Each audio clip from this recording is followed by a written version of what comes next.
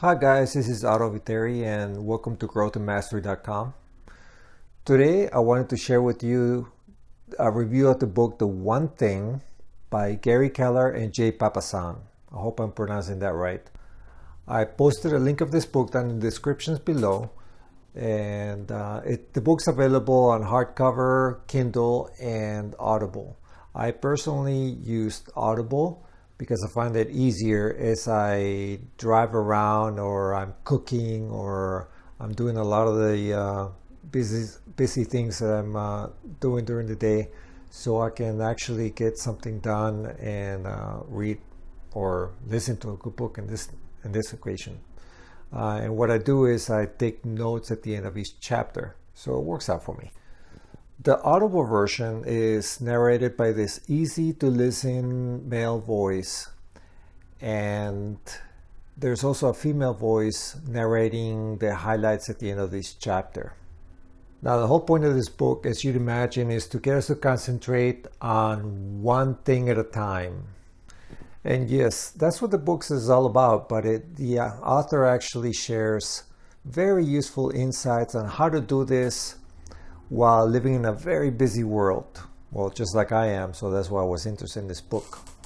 He also shares with us in a very compelling way why not focusing on the one thing in your life is a recipe for mediocrity, or at best, average. For example, he explains to us that multitasking is one of the biggest lies in the world. It doesn't save time, it actually wastes time.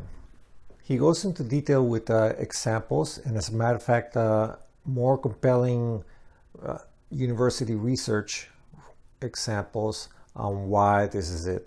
Another thing that I learned from this book is how long does it take really to habits to take place. He mentions more university research studies that found that it actually takes 66 days to gather a habit. 66 days? Yes, 66 days. But that's just an average. Now, some easier tasks go a lot faster, and some of the harder ones take a lot longer. Now, the range goes from 18 to 254 days. So that's a big range. So I know some of the common books out there say 21 days, but that's just not backed up by science. Now, the author also mentions willpower, and willpower is like a renewable energy. He explains willpower as a cell phone battery. When you first have it freshly charged up in the morning, it's going to be 100%. And so is your willpower. It's going to be the strongest. Your mind is the strongest. Your body is the strongest. But by the end of the day, that battery charge goes lower and lower and lower and lower. Just like your willpower. Everybody's the same. You don't have fully charged willpower, just like a battery. So he maintains that what happens at the end of the day, or when we're tired and we're not on our peak, our willpower starts to drop down, and this is where we could actually lose it. So we have to manage it, but we can manage it. Willpower is manageable. He goes into explaining how to increase our energy for willpower, for example, and how to use nutrients in our body to increase our energy and help us with our willpower. The main topic that he discussed is how to get to a focusing question. And focusing questions are a way to find our one thing. And the reason we use questions is because when you ask a good question, you come up with a great answer. We use focusing questions to find out what is our one thing. So the focusing question that he teaches us is, what is the one thing we can do, such as that if we do it, everything else will be easier or unnecessary. Now, this question is powerful because it can lead to the big thing in life that you want to go for, but it also can be used for all the smaller things you want to get to that big thing. The focusing question concentrates on the big picture, but it also can get you to focus and narrow down on the thing that you can do today to get you to the big picture. Now, when setting goals on the big picture, he tells us think big, really big, and then tenfold that. Now, to help us understand in one thing, he also explains the Pareto principle. And I've heard this one before in the 4-hour work week. That's the first time I've learned it. But it's basically that 20% of your actions will affect 80% of your results.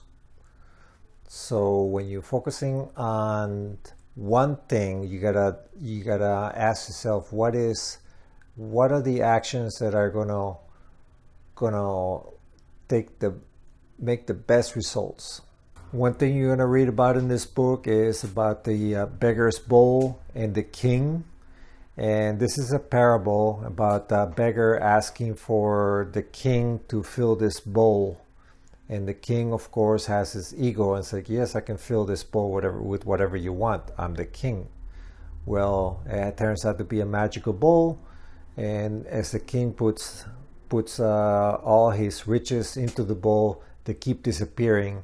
And the king didn't want to get outdone, but finally everything disappears in this bowl and the king ends up with nothing.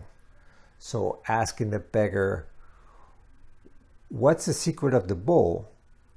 And the beggar simply answers, now there's no secret to the bowl.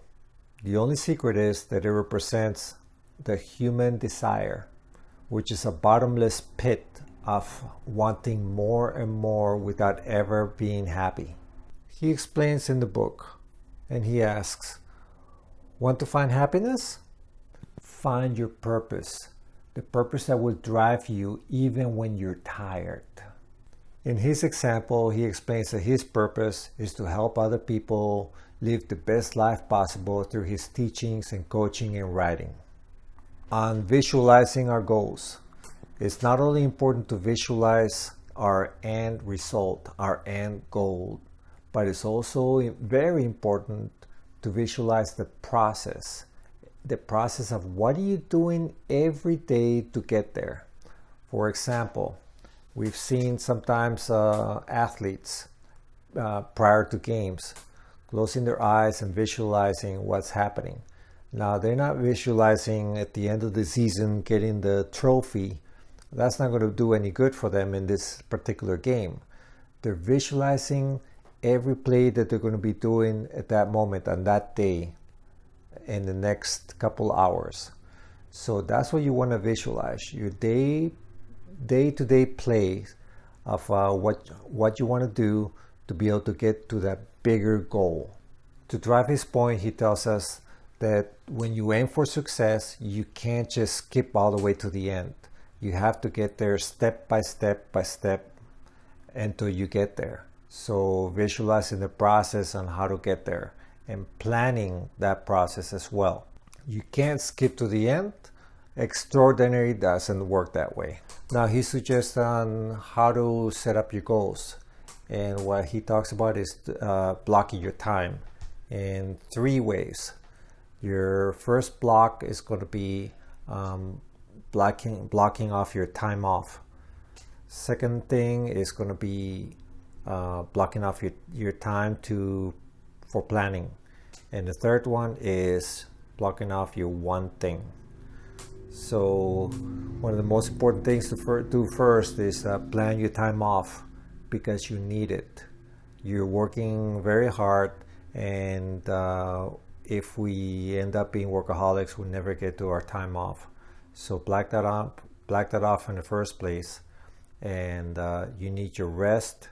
It's just as important as everything else to recoup and also to reward yourself. Now, randomly, I'm just going to tell you one of my favorite quotes in the book is, when you argue for your limitations, you get to keep them. I love this quote because it reminds me of whoever we're trying to convince. Sometimes we try to convince our friend or family about what they should do, how they should do it. or even somebody gives us advice to us and we argue and argue and argue. Well, those are our limitations, and we're arguing for our limitations, and well, we keep arguing, we get to keep those limitations. Another quote on our body: if we didn't care for our body, where would we live?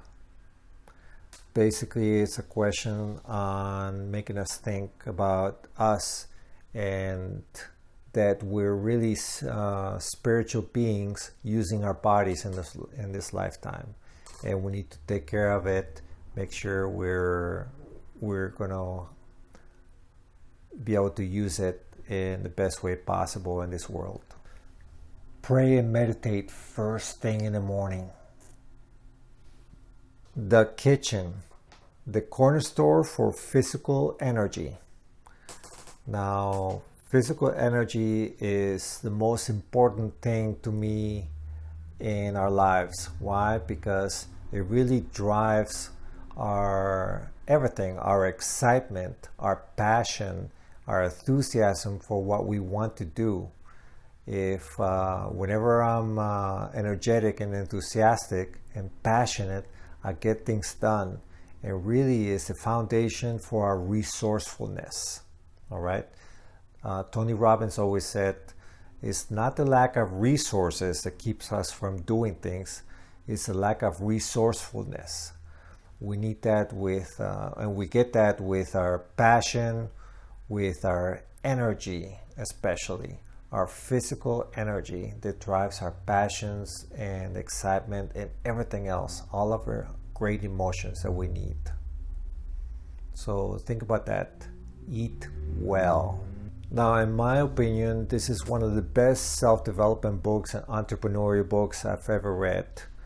I've read quite a few of them. I'm a book junkie, and this is one of the best ones. I really recommend it. This book is about achievement, your personal achievement, whether you want to be a great father, a great lover, a great friend, if you want to be a great entrepreneur, whatever it is that you want in life, in any aspects of your life, this is a great book for that. So my recommendation, this is a must-read book for anybody and everybody. All right. So I would go down, check it out, click on it. You can get different versions with Amazon, with the Amazon link that I've provided down there, and I hope you enjoy it. Thank you so much for watching. Make sure you subscribe to this channel for all the new videos coming up, and make sure you check us out on Facebook, on Instagram, Twitter, and make sure you grow and master your life.